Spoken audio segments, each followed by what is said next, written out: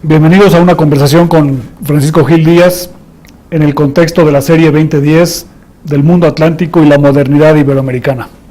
Paco, nos da mucho gusto platicar contigo sobre el desarrollo del liberalismo en América Latina, en México, y considerarlo un tema importante para explicar la historia de México, el desarrollo económico del país, las consecuencias que ha tenido en nuestro devenir ser o más o menos liberal en los últimos, desde la independencia de México y quizá también antes.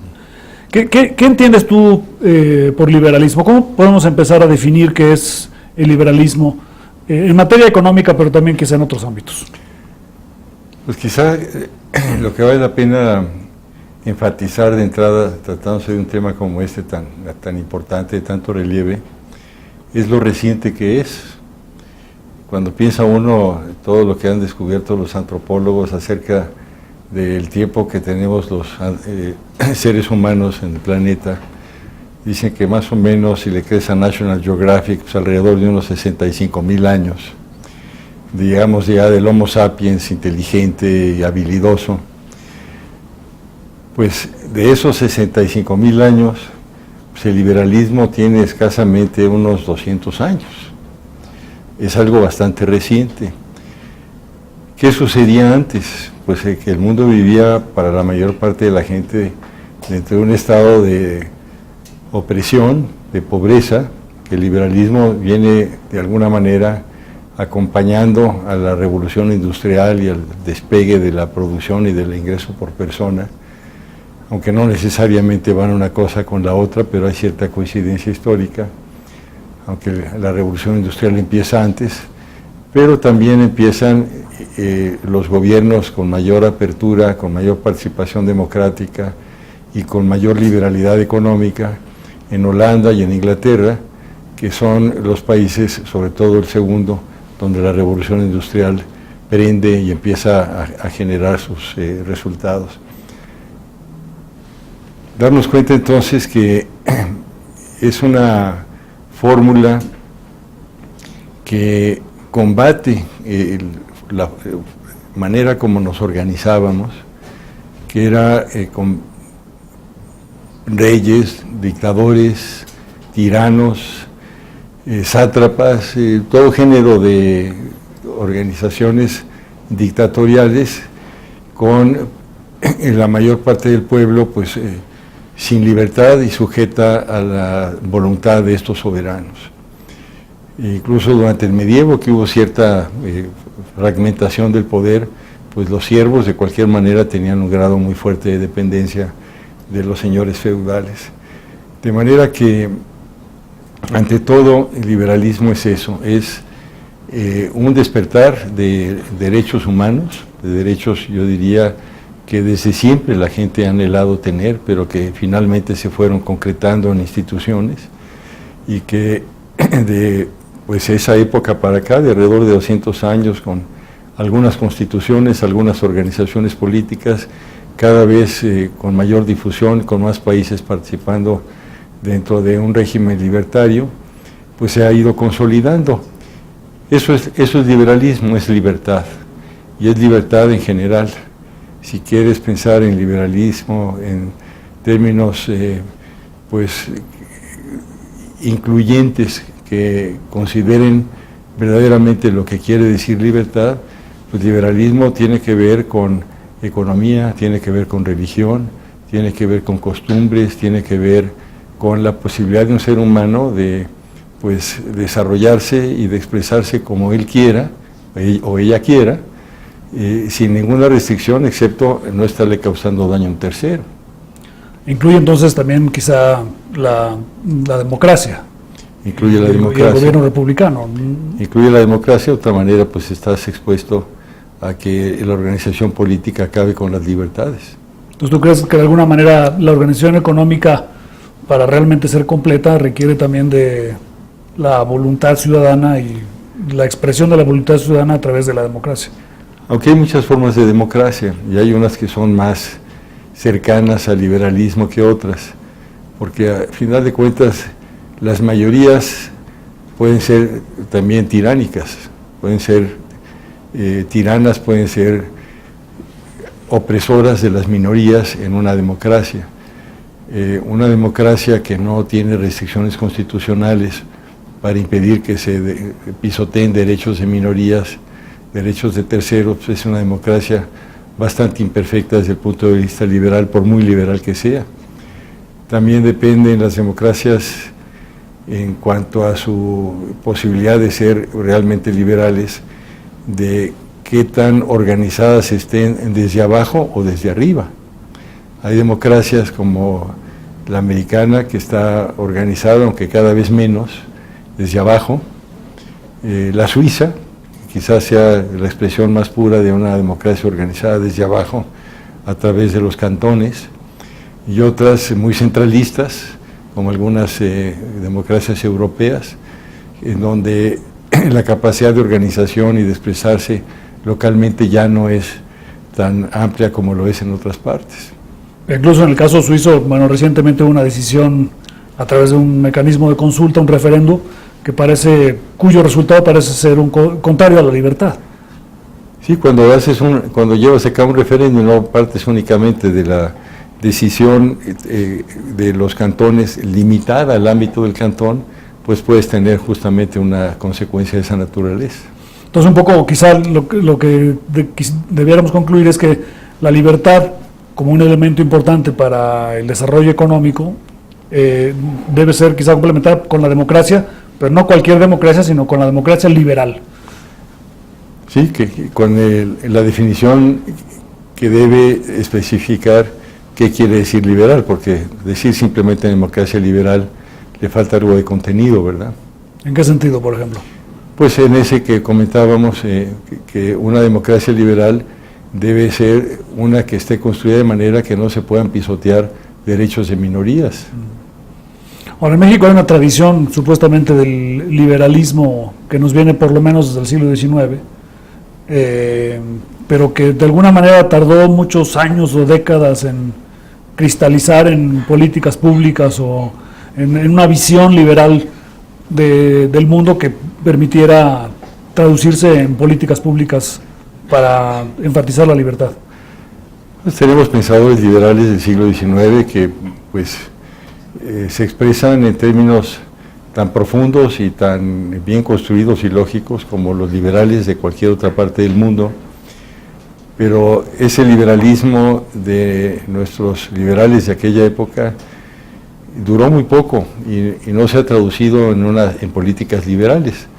Lo que hemos visto a lo largo de la última parte del siglo XIX con la dictadura de Porfirio Díaz, lo que hemos visto a través del siglo XX con gobiernos que de una manera gradual fueron limitando libertades. ¿Por qué? Pues porque se fueron cerrando al libre comercio, porque fueron estableciendo todo tipo de controles sobre la economía, porque fueron estatizando empresas. Pues te das cuenta que por muy liberal que nos llamemos o por muy liberal que digamos que fuimos, pues desde el punto de vista liberal no se manifestó esa forma de gobernar como tal. Y se puede uno llamar liberal porque uno puede querer definir el liberalismo a su manera, pero si pensamos en lo que implica ser verdaderamente liberal o lo que requiere una organización para ser liberal, pues durante todo el siglo XX, salvo el momento en que se empezó a liberalizar la economía finalmente, porque ya los controles no solo no daban resultados, sino que resultaban cada vez más perniciosos, salvo ese lapso que de allí para acá hemos empezado a tener cierta evolución hacia una economía más liberal, pues ese arranque de liberalismo en el siglo XIX se frustra y se mantiene sin mucho éxito esa frustración hacia un liberalismo durante muchos años. ¿Y el sesgo antiliberal no estará relacionado con condiciones a lo mejor naturales? Por ejemplo, mencionabas hace rato que Inglaterra y Holanda fueron quizá los primeros países que en el mundo moderno tuvieron una inclinación liberal, porque eran países marítimos, con islas o costas muy importantes que dependían del éxito de sus puertos. En cambio, otros países como Francia que tenía una combinación tanto portuaria, pero también una riqueza natural muy importante a través de la agricultura, que le daba una renta especial, o España, que vivía de la renta de América Latina. ¿No será que los países se vuelven más liberales por sus propias condiciones naturales, como en el caso de Inglaterra, y los que tienen un sesgo antiliberal, como incluido México, eran países que no estaban insertos en el comercio internacional por razones naturales? Puede ser, cómo no, hay varias explicaciones. Una de ellas es esa, que si dependes mucho del comercio con otros países, pues eso de cierta manera te va imponiendo una forma de hacer las cosas. Hay otras explicaciones que no están peleadas con esa, que de hecho son complementarias, pero esa sin duda puede ser una de los elementos o de los factores importantes para producir esa apertura. En el caso español, por ejemplo, el hecho de que la colonización haya sido sobre todo un proyecto castellano y andaluz, más que catalán y o vasco, que tenían una orientación marítima al comercio exterior, quizás llevó a que fuéramos más insulares, en el sentido de aislados de los flujos de comercio internacional, ¿no? Puede ser, incluyendo, digamos, elementos de la contrarreforma, que se volvió sumamente cerrada y con un enfoque bastante orientado al control, la contrarreforma religiosa, después de Felipe II, y hay otros elementos, pero sin duda que se puede haber influido.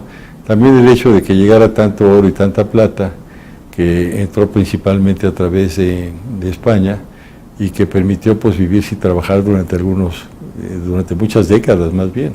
Los siglos quizá, un poco el rentismo español basado en la explotación minera en América Latina, en el Potosí y luego también en México, ¿no? Eso es.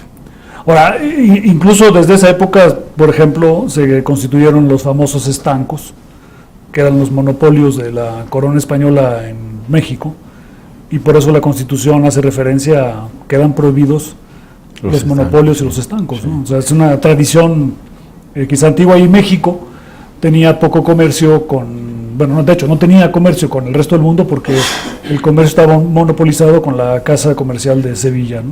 Es que en algunos países la fuerza de los gremios se fue destruyendo poco a poco con el florecimiento del comercio, pero en España había gremios que, a cambio de un sistema recaudatorio, por ejemplo la Mesta, que ofrecía un pago importante a la corona, pues tenía el derecho de circular con sus borregos por una cantidad de espacio verdaderamente asombrosa, y los borregos, como sabemos, pues se van comiendo todo lo que se encuentran a su paso, y ese derecho de la Mesta de circular de esa manera pues provocó que España tuviera un desarrollo agropecuario bastante pobre, sobre todo en las regiones por donde pasaban los pastores con sus cientos de miles de borregos. Entonces también la parte fiscal, la parte tributaria, en algunos casos por la forma como los reyes se aprovechaban de ciertos grupos o gremios, daba como resultado que el resto del país no pudiera tener los efectos de un desarrollo más burgués, más de libre comercio. Ahora, si bien empezó el liberalismo, digamos, con la Revolución Industrial y la Ilustración en los últimos 200 años, en América Latina nos costó mucho trabajo empezar a entender la importancia del liberalismo, pero no solamente en América Latina. En el siglo XX hubo una gran batalla ideológica entre grupos de intelectuales que pensaban, que abogaban a favor y en contra del liberalismo, ¿no? No sé si nos puedas platicar un poco sobre los grandes movimientos a favor del liberalismo en el siglo XX y en contra en Estados Unidos, en Europa y luego en América Latina. Algo que, para no ir muy atrás, pero que es bastante pertinente, con un impacto fuerte sobre la forma como nos organizamos, tiene que ver con el, entre comillas, pensamiento de CEPAL, la Comisión Económica para América Latina, de los 40s y los 50s. Con Raúl Perevich, que llegan a la conclusión de que el empobrecimiento o la falta de crecimiento de prosperidad de América Latina se debe a que los precios de los productos que exporta pues van cayendo, en cambio van subiendo los productos manufacturados que importa.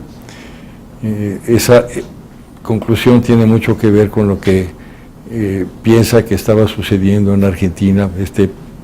Economista, contador público y no sé qué otras cosas, era un profesionista con varios tipos de preparaciones profesionales, y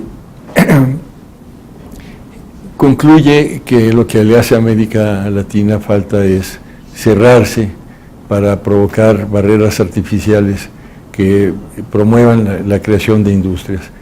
Y eso pues lleva a una dinámica bastante perniciosa, porque pues se empieza por lo fácil. Lo fácil es impedir la libre importación de artículos de consumo. Una vez que se agota eso y que va dando una aparente prosperidad, aunque los artículos de consumo sean caros y de mala calidad, pero va creando empleos y va creando industrias chiquitas, malas, ineficientes, pero al fin y al cabo se da esa imagen de prosperidad.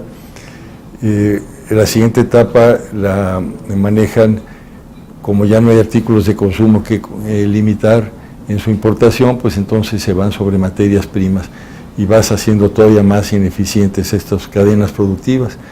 Y ya el colmo, cuando llega verdaderamente el momento crítico y estos modelos empiezan a reventar en varios países, incluyendo México, es cuando empiezan las restricciones a las importaciones de bienes de capital y se dice tenemos que ser también productores de bienes de capital.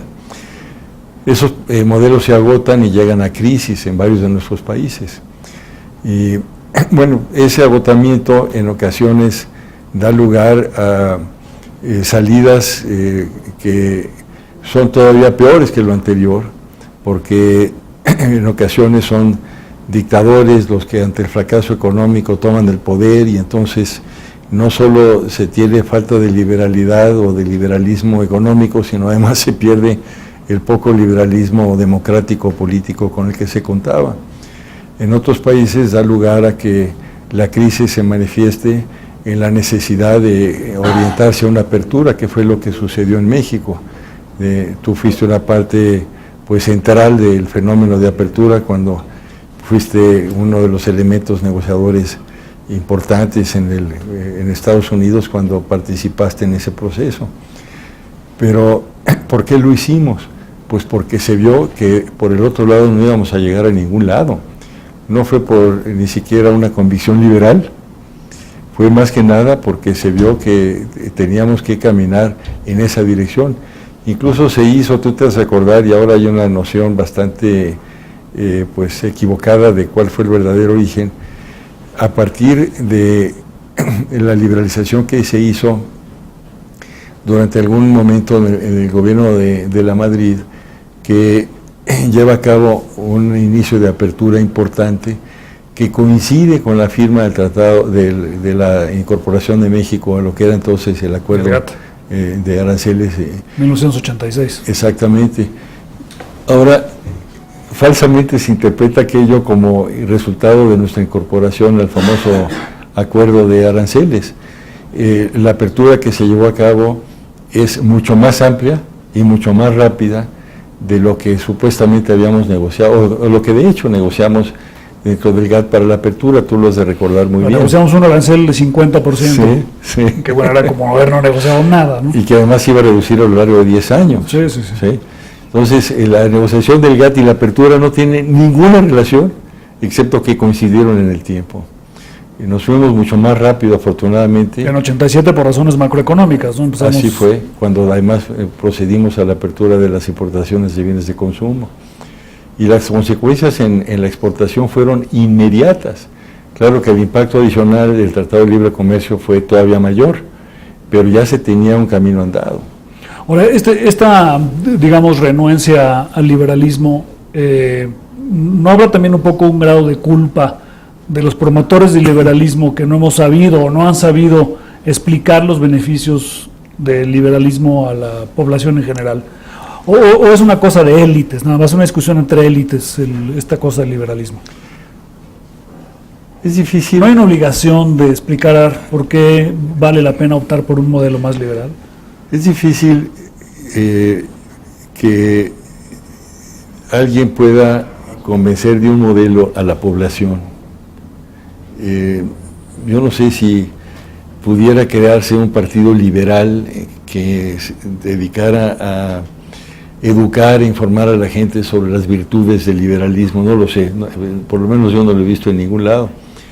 Lo que ha sucedido normalmente es que situaciones críticas provocan cambios radicales y a veces se van en una dirección y a veces se van en otra. ¿Por qué empezó China, por ejemplo, por este camino?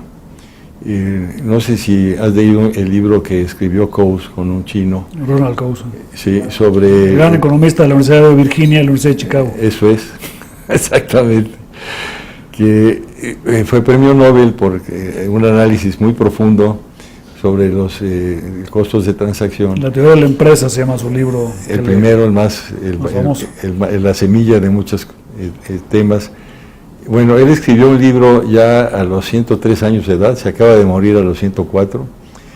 Es un libro interesantísimo porque lleva a cabo un análisis del fenómeno chino. Y lo que demuestra es que el fenómeno chino es un fenómeno que se da desde abajo.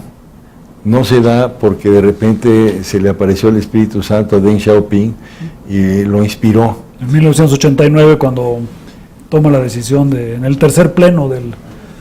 Pero antes de eso, en una comuna china, los campesinos deciden dividirse las parcelas por familias, en lugar de tener la colectiva y trabajar todos para todos, como es el principio socialista.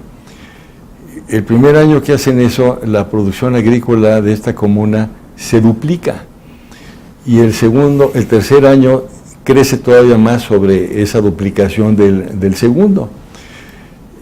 Lo hacen porque estaban, no obstante que se trata de una región muy próspera agrícola, con hambre, porque la forma de organizarse no les estaba dando resultado. Pero la parcelización individual por familias pues produjo que trabajaron más y con mayor interés y con mayor eficiencia, por supuesto. Eso da lugar a que los vecinos, díscolos como somos todos, se den cuenta de que pues estos están comiendo mejor, están más gorditos, están más sanos, y que los acusen. Entonces, dentro del gobierno central de Pekín, se lleva a cabo una prohibición de fertilizantes, de crédito y de semillas para limitar a estos herejes del socialismo. Y eso sucede, pero al mismo tiempo llega la noticia a Deng Xiaoping. Entonces Deng Xiaoping pide que se haga un estudio para entender qué es lo que pasó, porque de hecho era sorprendente el impacto que había tenido este experimento en la producción agrícola. Y después de ver el estudio, Deng Xiaoping emite un decreto que dice: la parcelización individual de las comunas es socialista. Y entonces el fenómeno se generaliza, empieza a producir el resto del campo chino muchísimo más, se acaban las hambrunas, pero no solo eso, empiezan a surgir empresas de servicio, empresas que pues son el peluquero o la lavandería o el que fabrica zapatos o los separa o qué sé yo. Antes no había un mercado, no había una demanda para esa oferta y la oferta no existía. Generalmente los fenómenos económicos así son, surgen o nacen por las demandas y no porque uno invente ofertas. ¿No? Y no venía desde arriba, que es un lo... No venía desde arriba. ¿no? Ese fenómeno también, ya más generalizado, le hace pensar al gobierno central pues que hay algo allí que vale la pena tomar en cuenta, y es cuando crean las regiones estas localizadas, costeras, en donde permiten inversión extranjera y una serie de cambios importantes. Fuertemente influidos por México, por cierto. ¿Ah, sí? Sí, porque en esa época uno de los empleados de la alcaldía de Shanghái era Jiang Zemin. Ajá. Y Deng Xiaoping mandó a Jiang Zemin a vivir a Ciudad Juárez y a Tijuana 3 meses. Mira nomás. Y estuvo ahí, el futuro presidente de China vivió en Juárez y en Tijuana, y aprendió del esquema de la industria maquiladora Y en un viaje que hizo el presidente de México a Shanghái, en el que yo estaba presente, el presidente de China le dijo: señor presidente de México, ve todos estos edificios, son consecuencia de mi viaje hace 30 años a Ciudad Juárez. O sea que en nuestro escaso liberalismo provocó el liberalismo chino. Parcialmente, en un aspecto de la apertura. Oye, Luis, voy a investigar porque mi hermano Rodolfo, el más joven de mi familia, somos 8, es, déjame decirte cuánto, pues alrededor de unos 24 años más joven que yo. Tenía una maquiladora en Tijuana y se fue a poner una empresa a Shanghái. Capaz que conoció allí al presidente de China, al futuro presidente de China. Pero bueno, yo creo que esta discusión me lleva a otro punto que yo creo que es importante. Yo creo que sí hay ejemplos de cómo la influencia intelectual cambia la política económica y quizá también la opinión pública, ¿no? A ti tocó vivir esa etapa precisamente en Chicago, en los años 70, cuando Milton Friedman se convirtió no solamente en un promotor del liberalismo económico en las aulas, sino en el público. Y de la misma manera que lo había hecho Friedrich Hayek en Inglaterra y luego en Estados Unidos. Entonces, digamos, yo creo que sí se puede argumentar que los liberales ganaron el argumento a partir de los años 70, siendo vocalmente abiertos en el público en general, ¿no? Tuvo un impacto importantísimo porque fue un gran predicador, fue un tipo brillante en los debates, escribía con una gran claridad y tenía ideas bastante originales, porque el liberalismo de Milton Friedman choca algo con un planteamiento, llamémoslo absolutista, en el sentido de que el liberalismo implica, por ejemplo, no apoyar la educación básica, o que implica, por ejemplo, no apoyar la salud en cuanto a evitar, por ejemplo, epidemias, o que implica no apoyar a las personas de menores ingresos. Hubo muchos programas que de hecho se instrumentaron como resultado de las propuestas que tenía Milton Friedman, y que pues algún liberal que diga nunca se debe intervenir en nada por ningún motivo pudiera estar en contra de ellas, pero es un liberalismo que toma en cuenta que hay elementos sociales que deben considerarse, y que fue lo que motivó el enfoque de Milton Friedman.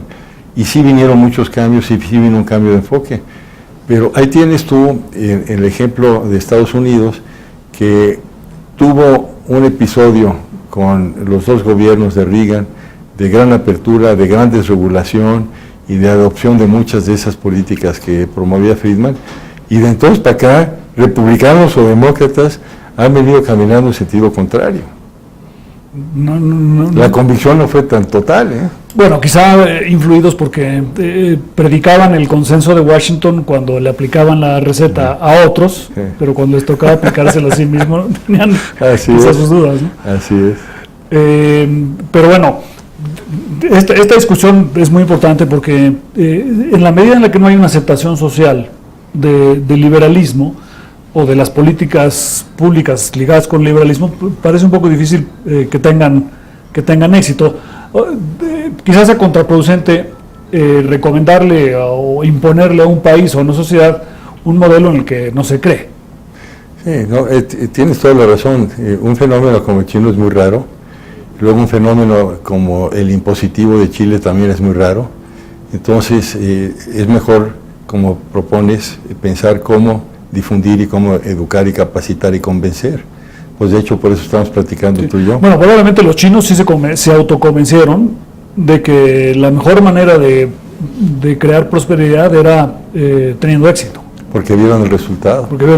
¿No? Ahora falta todavía la discusión si China requiere de una reforma democrática liberal para que sea realmente sostenible. Y todavía hay grupos allí que opinan que se ha ido demasiado lejos y demasiado rápido en esa dirección, pero afortunadamente parece que este gobierno está otra vez enderezando la dirección liberal del enfoque económico chino. En otro tercer pleno que tuvo lugar 30 años después del otro, ¿no? Ahora, Paco, hay una discusión muy importante ahora, sobre todo en el mundo desarrollado, sobre la desigualdad. de si el liberalismo es sinónimo de desigualdad y quizá de injusticia, ¿no? ¿Qué reflexión nos puedes dar al respecto, ¿no? Pues lo hemos tenido y si es siempre. importante además la desigualdad o no. Lo hemos tenido siempre, la desigualdad con o sin liberalismo. Y hemos tenido, yo diría, cuando no hemos tenido una organización liberal, una desigualdad muy parecida, pero mucho más cruel. Porque por lo menos cuando tienes una organización liberal, las oportunidades para que la gente ascienda, para que la gente se prepare, para que trabaje, para que emprenda, pues permiten que personas que de otra manera no hubieran podido hacerlo lleguen a tener un muchísimo mejor nivel de vida. El liberalismo no está peleado con buscar que se le dé a la gente igualdad de oportunidades, pero pensar en igualdad de resultados, pues es pensar en que alguien que no quiere trabajar, que prefiere el ocio, que prefiere la buena vida, un esquiador como el nuestro que esté en los Olímpicos. Un mariachi. A las primeras de cambio en el slalom no avanza, pues es un hombre que no se entrenó, que se la vive posiblemente allí medio campechanamente, ¿no? Cae bien el tipo, simpático, se ve, tiene buena presencia, en fin, se vistió de charro, pero tú piensas, bueno, ¿por qué se fue a meter allí si realmente no sabe esquiar? Seguramente pues es un hombre que vive frívolamente y conoce, yo no lo conozco, pero te da esa impresión. Entonces, ¿por qué alguien que no quiere trabajar, que alguien que no quiere esforzarse, que no quiere emprender, que no quiere tomar riesgos, debe tener el mismo nivel de vida que otra persona que se arriesga, que trabaja muy duro, que pone todo su empeño? Bueno, pues si tienes esos dos polos opuestos, evidentemente que es justificable que el que emprende, que trabaja, que toma riesgos, pues tenga un nivel económico mayor, y no hay ninguna razón para decir, oye, a le voy a quitar para darle a este otro, porque además vas a desincentivar el efecto que el que tiene la capacidad de emprender y de trabajar y de crear va a darle a la sociedad en su conjunto, porque si a estas personas les permites que puedan materializar su creatividad a través de su trabajo y de su inventiva, lo van a hacer en beneficio de todos. No porque quieran beneficiar a alguien, porque no les interesa en lo más mínimo generalmente. La gente que es altruista es muy escasa, pero el hecho de que la gente tenga la capacidad de florecer a través de su empeño y de su creatividad va en beneficio de todos. Pero no es eso el capitalismo salvaje. Se llama economía de mercado. Se llama economía de mercado. ¿Y cuál es el papel, o hay un papel para el Estado para fomentar la igualdad o no? ¿O es algo que es mejor ser liberal puro y eso nos va a llevar a un desarrollo más? Lo que veíamos platicando tú y yo hace un instante sobre este pensador, este economista Friedman, ¿no? Milton Friedman, proponía un impuesto negativo al ingreso. ¿Qué quiere decir un impuesto negativo al ingreso? Oye, pues si yo tengo un nivel de ingreso muy bajo, porque no he sido afortunado, porque soy enfermizo, porque mis padres fueron o son muy pobres, en fin, hay muchas razones por las que una persona tiene escasos recursos. ¿Por qué no la sociedad le transfiere a las personas que están en el nivel de pobreza ingresos, pero directamente, no a través de una gran burocracia que se gasta una buena parte del dinero en la administración de ese dinero? Lo que él decía, vamos dándoselo a la gente directamente. Y eso nos ahorra aparato burocrático y nos permite incluso darles más dinero. ¿Por qué un impuesto negativo al ingreso? Pues porque la persona declara y comprueba que ganó una cantidad mínima, y entonces en su declaración de impuestos se le transfiere ingreso en lugar de cobrársele. Y conforme va mejorando por su trabajo su nivel de ingreso, esa transferencia va reduciéndose hasta desaparecer. De esa manera no desincentivas menos el trabajo, porque a fin de cuentas sí es un efecto desincentivante, pero menos. Y cuidas de esa manera la parte de la pobreza extrema.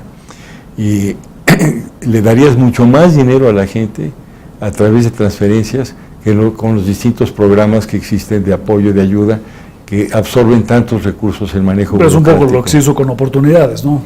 Transferencias directas. Bueno, pero ¿cuánto más se hubiera podido transferir si no existiera el aparato burocrático que maneja tantos otros programas? Muchísimo más dinero. He visto algunos números de hace muchos años que hacía en sus columnas Ricardo Medina Macías, no sé si te acuerdas, y las cantidades por persona eran verdaderamente importantes. Luego, hablando de educación, ¿qué proponía?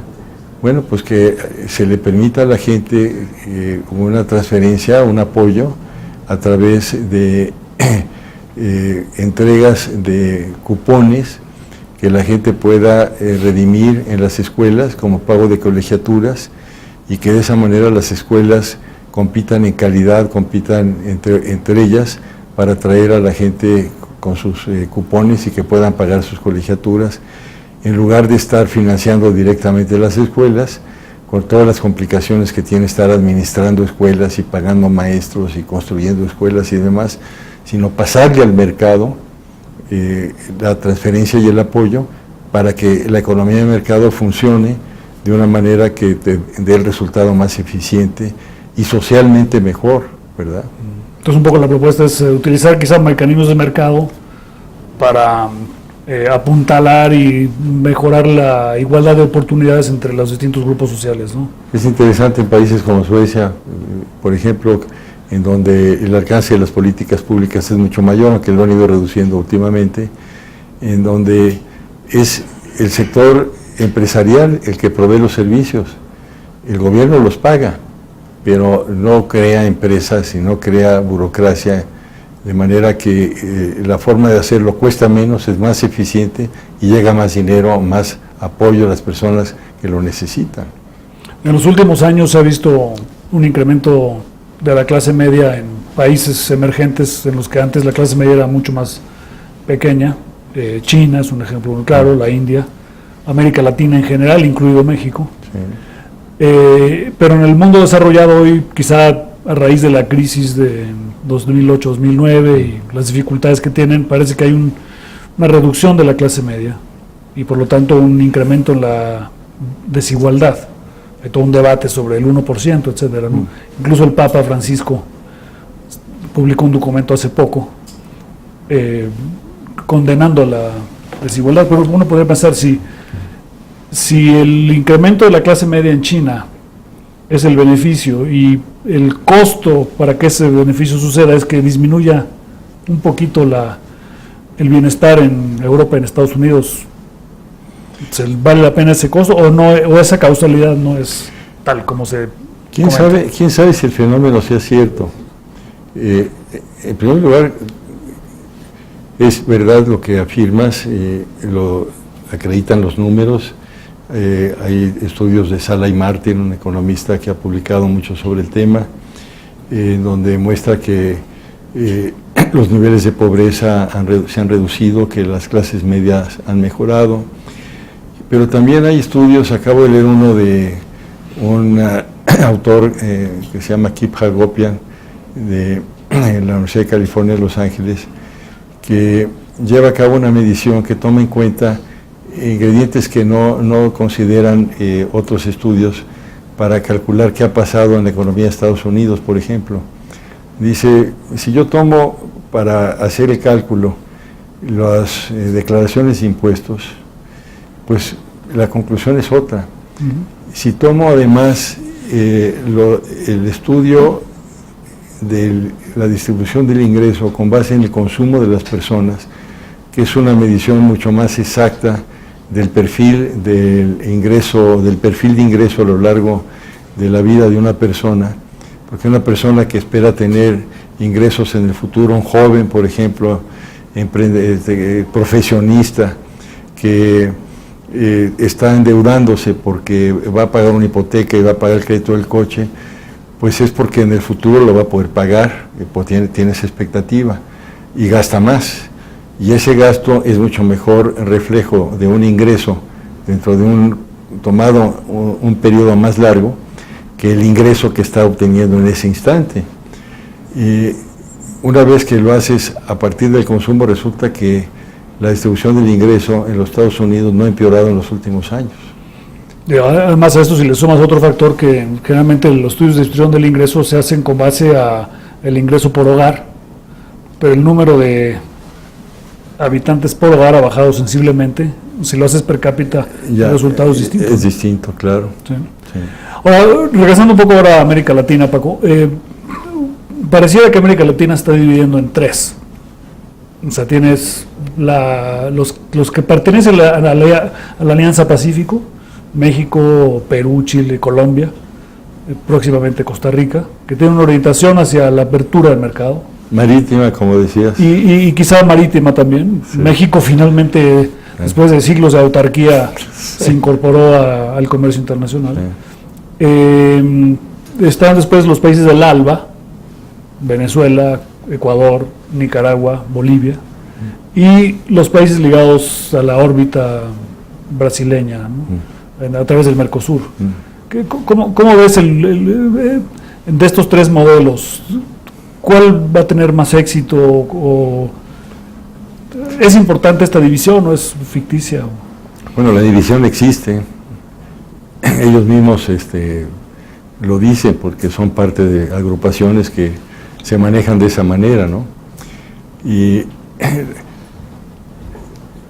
quién sabe qué pasa en el futuro, porque algunos de ellos les ha ido muy bien con aumentos considerables que han tenido en los precios de sus exportaciones.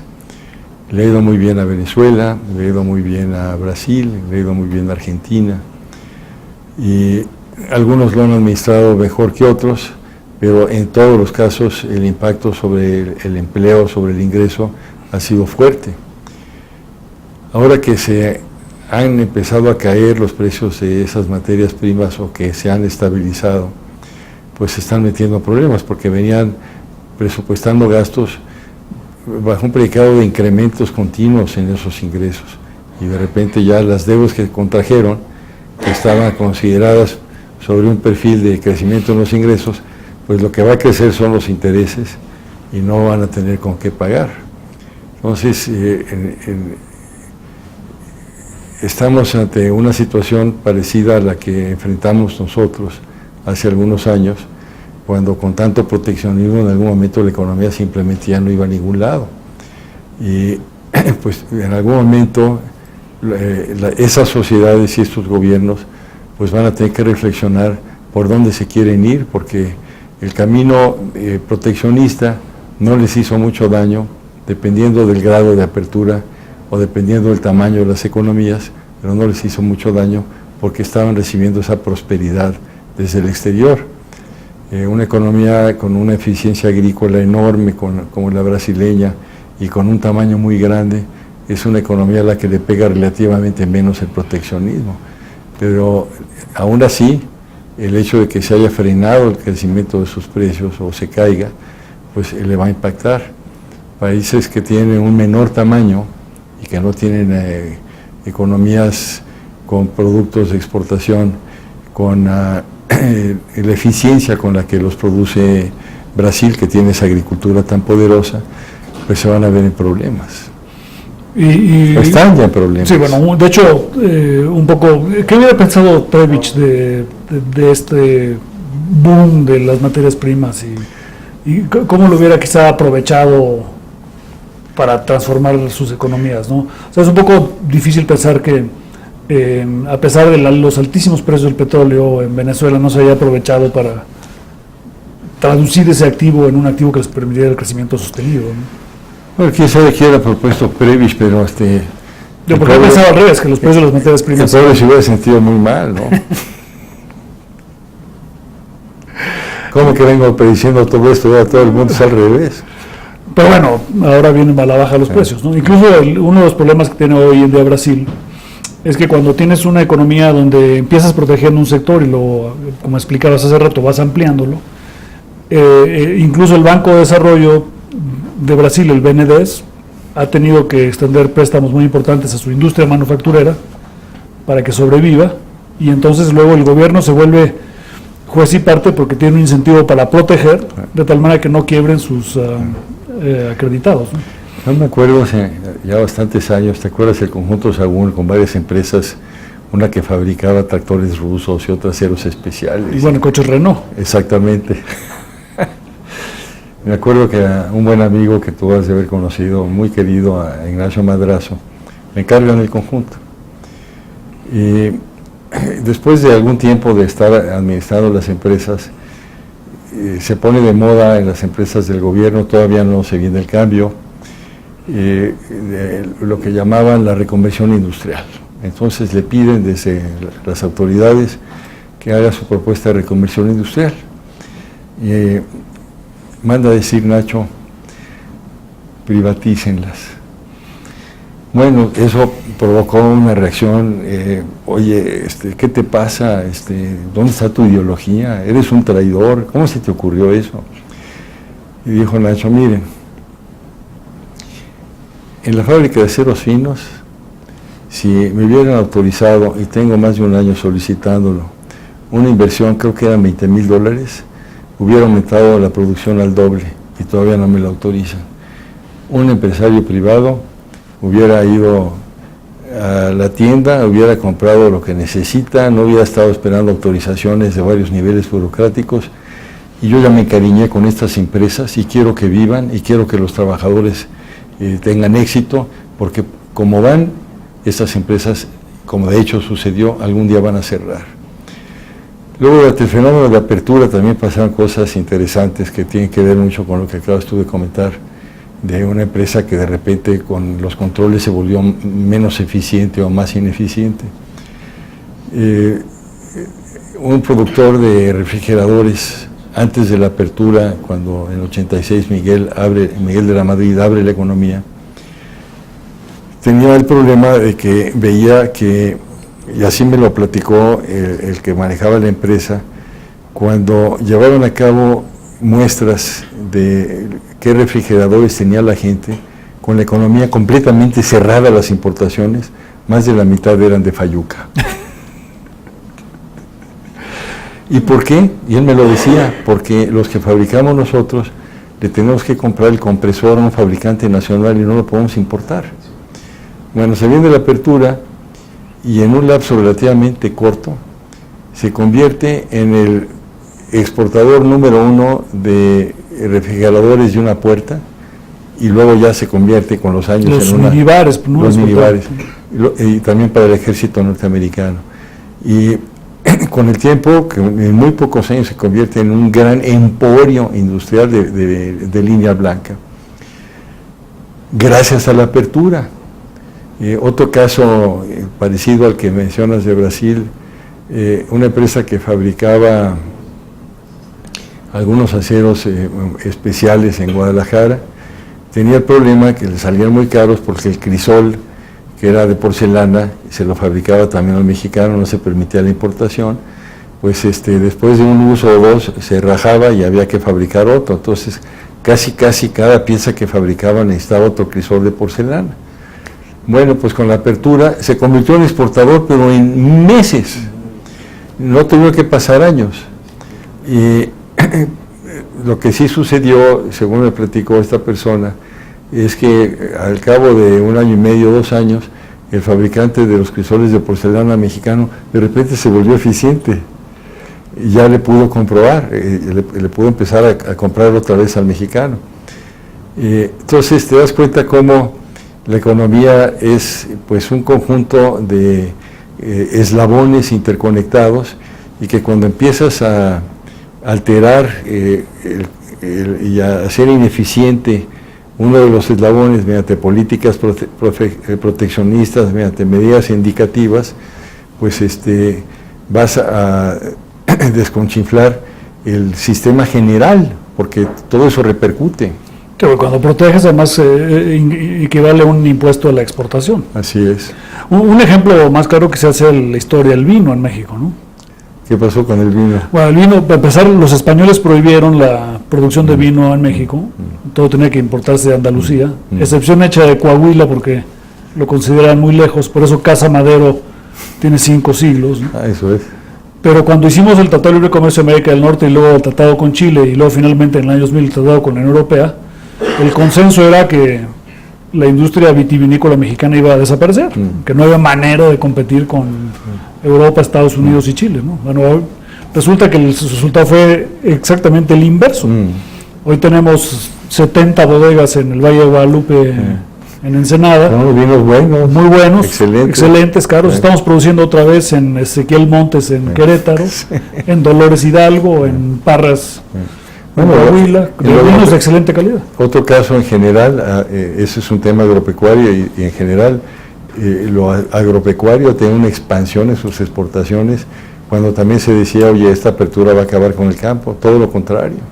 Oiga, ¿por qué cuando se habla de estos temas de apertura comercial o de liberalismo, se piensa solamente en términos de los sectores perdedores y ganadores y no en términos del bienestar del consumidor? Pues debería ser el único fin, ¿no? Al fin la economía es para producir bienes de consumo.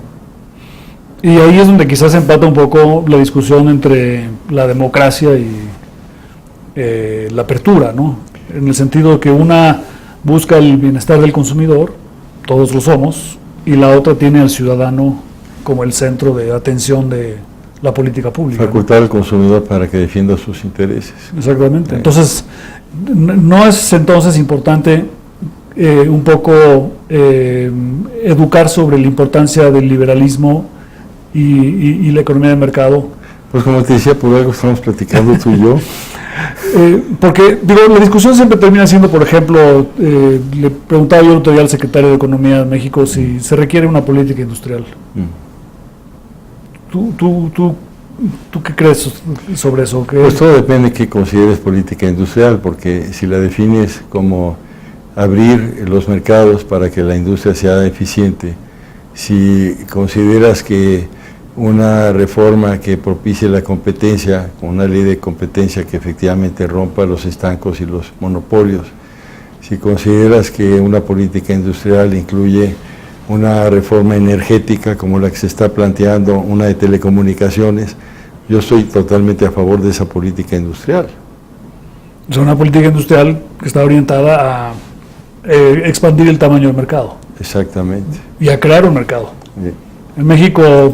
Y en favor del consumidor, a fin de cuentas. A fin de cuentas, el favor del consumidor. Un poco la reforma energética que ahora está en discusión, todavía en México nos referimos los mexicanos al sector energético y no se nos ocurre mencionar al mercado de energía.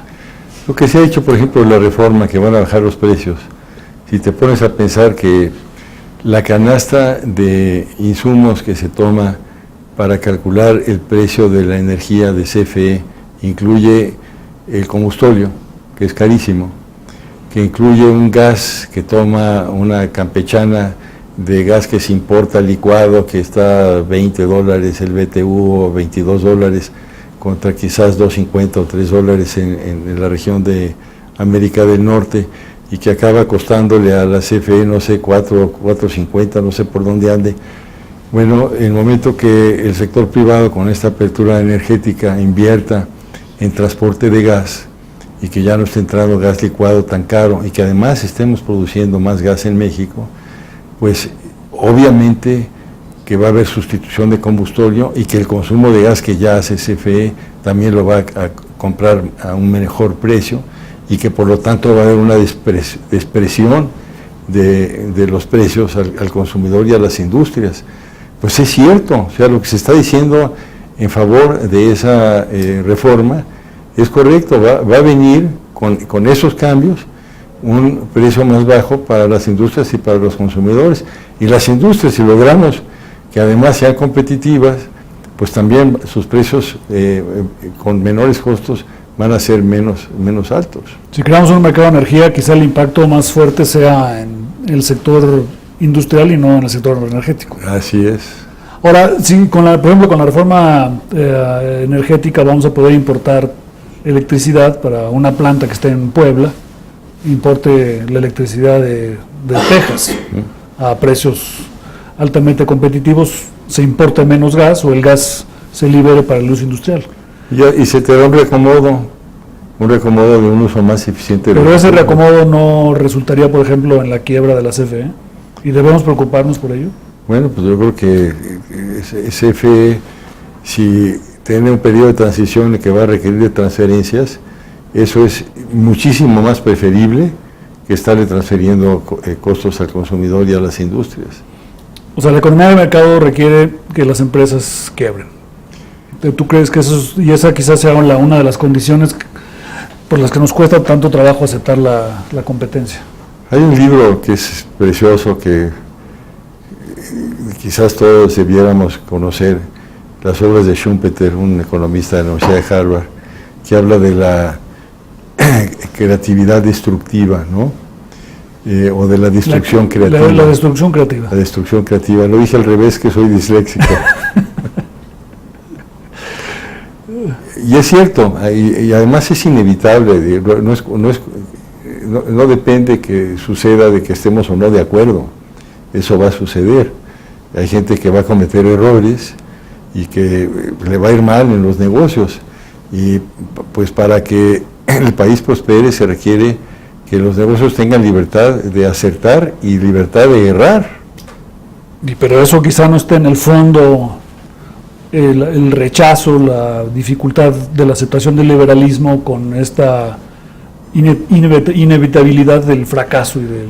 Pues es doloroso que una empresa cierre, que se pierdan empleos, pero si piensas que esa efervescencia que da lugar a que aumente la productividad y que cada vez más gente tenga empleo y mejor remunerados, pues te das cuenta con un modelo de esa naturaleza que la mayoría de la gente sale beneficiada. ¿Qué viene diciendo el presidente y el secretario de Hacienda? Que hemos tenido una productividad plana o con tendencias a caer a lo largo de los últimos años. Esas mediciones expresadas de otra manera, lo que dicen es, los costos en México han venido subiendo en lugar de bajar. O sea, somos una sociedad o una economía más cara en lugar de una economía más barata. Dicho en términos más vernaculares, que la productividad más fácil de entender, somos una economía más cara. Y una economía más cara es una economía que no puede sostener empleos mejor remunerados, que no puede sostener más empleos. Por eso es importante que la productividad con estos cambios detone y que la economía, a partir de ese cambio, pueda generar más ingreso y más prosperidad. Pero si somos caros, absolutamente caros, pues no podríamos competir. Justamente. Pero no requiere también, quizá un poco para empezar a terminar, el entendimiento del funcionamiento del mercado, la aceptación de que lo que importa en comercio internacional es más la ventaja comparativa que la absoluta. O sea, no podemos, el empresario mexicano se dice, con China es imposible competir porque son más baratos en todo. No, eso no es cierto, y lo hemos visto ya con varios de los ejemplos que tú diste. Se dieron aperturas, en los ejemplos que yo di del fabricante de refrigeradores y del fabricante de aceros finos, aceros especiales, pues son ejemplos claros de que mientras que antes de la apertura muchas de esas empresas o empresarios decían, nos van a matar, no les pasó nada. Ahora, hay ventajas comparativas que están latentes, pero que no las aprovechas porque si no abres de economía, los costos que te permitirían que esas ventajas comparativas se aprovecharan no se van a poder materializar. Entonces, digamos, lo importante en el comercio y en una economía abierta, una economía de mercado, es jugar sobre tu ventaja comparativa. Yo me acuerdo de una ocasión que llega la economista Ann Kruger, una economista de la Universidad de Minnesota, creo, que ha sido una funcionaria. El Fondo Monetario Internacional. Sí, y ha sido profesora, investigadora muy importante, es una mujer talentosísima. En un viaje que hizo a Perú, en el momento que, no me acuerdo si estaba llegando o saliendo, pero que la entrevistan algunos reporteros de la Fuente Económica, le preguntan: señora Kruger, díganos cuál es el arancel que recomienda para la economía peruana. 0. ¿Y cómo reaccionaron ustedes? Bueno, usted sabe qué cara habrán puesto. Pero si no tienes restricciones cuantitativas, si no tienes inventos relacionados con otro tipo de restricciones como fuera de los aranceles, porque hay muchas maneras de ser proteccionista, y tienes un arancel mínimo, o por lo menos, idealmente 0, por lo menos mínimo y uniforme, pues vas a tener muchos problemas, incluso para el aprovechamiento de tus ventajas comparativas. De alguna manera, en ese sentido, el mercado y el comercio internacional se vuelven un espejo, ¿no? Uno se ve en el espejo y tiende a deprimirse, ¿no? Porque ve uno las arrugas, el sobrepeso. Piensa en el ejemplo clásico que se da muchas veces por los maestros de comercio exterior para explicar las ventajas comparativas, y te dicen: tú puedes ser mucho mejor mecanógrafo que tu asistente, puede ser que sepas tomar taquigrafía mucho más rápido que tu asistente, pero tu ventaja comparativa está en tus decisiones para gestionar la empresa, coordinarla, promover los negocios. Y si te pones a teclear en la máquina, escribir, o en la computadora, y no hay quien te tome un dictado y no hay quien te apoye con una serie de servicios, entonces tu gestión como empresario, como gestor o como gerente, pues no va a ser lo suficientemente eficaz. Bueno, imagínate que por disposición administrativa del gobierno se dijera: las asistentes tienen que ganar lo mismo que su jefe. Pues no vas a tener asistente. Entonces ya te no vas a poner toma de mecanografía quizá. Claro, entonces ya no vas a aprovechar tu ventaja comparativa. Por eso digo que para que las ventajas comparativas se puedan aprovechar, también cuenta la productividad, que a fin de cuentas productividad no es otra cosa que costos. Y entonces un poco el proceso de desarrollo de un individuo o de un país es el descubrimiento de sus propias ventajas comparativas. Pues sí. Y trabajar mucho más en ellas que en resarcir o compensar las debilidades que uno pueda tener, ¿no? Eso es. Y esto solamente se puede hacer en un marco de libertad, porque sin libertad no hay posibilidades de escoger aún su propia ventaja comparativa que uno puede tener o desarrollar. Entonces, la economía de mercado, para que tenga una aceptación social, requiere convertirse en un instrumento para que la gente pueda hacer lo mejor en términos de sus capacidades, e igualmente los países. Entonces, la libertad es un elemento central del desarrollo. Esta es una discusión muy vieja. ¿Qué decía Platón acerca de la organización política y económica? Pues era un fascista, Platón, ¿no? Filósofos. Era un tipo verdaderamente despreciable desde ese punto de vista. Lo que quería era un dictador. Un filósofo que nos guiara. Sí, que iba a decidir todo. Líderes en lugar de ciudadanos. ¿Quién en su sano juicio puede creer que una entidad burocrática va a conocer cuál es la ventaja comparativa de un país? Allí está el Platón, ¿no?, moderno, si le damos esas atribuciones, y seguro se va a equivocar. Haría una política industrial escogiendo hacer refrigeradores en Ciudad Sagún. Eso es. Y perdería dinero probablemente haciéndolos. Con seguridad. Entonces, bueno, quizá terminaríamos con la reflexión que hace Amartya Sen, que en su libro extraordinario que se llama El desarrollo es libertad, donde él fundamentalmente es un gran filósofo de la India, el más grande del siglo XX, que el desarrollo implica la libertad, ser libre, más que ver a la libertad como un medio, es también un fin. Yo diría que lo segundo, sí, claro, porque eso además es un valor intrínseco del ser humano.